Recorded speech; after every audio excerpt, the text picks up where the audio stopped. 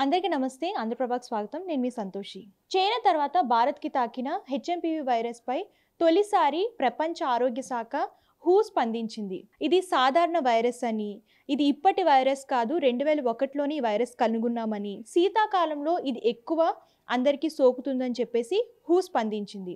ఇటీవలే చైనాలో చూసుకున్నట్లయితే హెచ్ఎంపీవీ వైరస్ కేసులు ఎక్కువ అవ్వడం, అది భారత్‌కు తాకడం, భారత్‌లో కూడా తొలి కేసులు నమోదవ్వడం, ఇవన్నీ చూసి ప్రజలు చాలా ఆందోళన చెందుతున్నారు. ఇది కూడా కరోనా వంటి వినాశనాన్ని తీసుకొస్తుందని చెప్పేసి చాలా ఊహాగానాలు వినిపిస్తున్నాయి. సో, దీనిపైన మన ఆరోగ్య మంత్రి కూడా స్పందించారు. ఎవరు భయపడొద్దని చెప్పేసి విజ్ఞప్తి చేశారు. అలాగే రీసెంట్‌గా కూడా దీనిపైన స్పందించింది.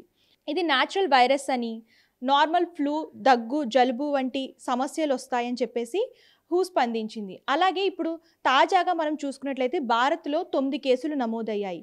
ముందు ముందు చూడాలి అసలు ఇంకా ఎన్ని కేసులొస్తాయి, లాక్‌డౌన్ ఉంటుందా లేదా అని చెప్పేసి చాలామంది ఆందోళన చెందుతున్నారు కదా! సో, ఇంకా ఏం జరుగుతుందో అది చూడాలి, వేచి చూడాలి.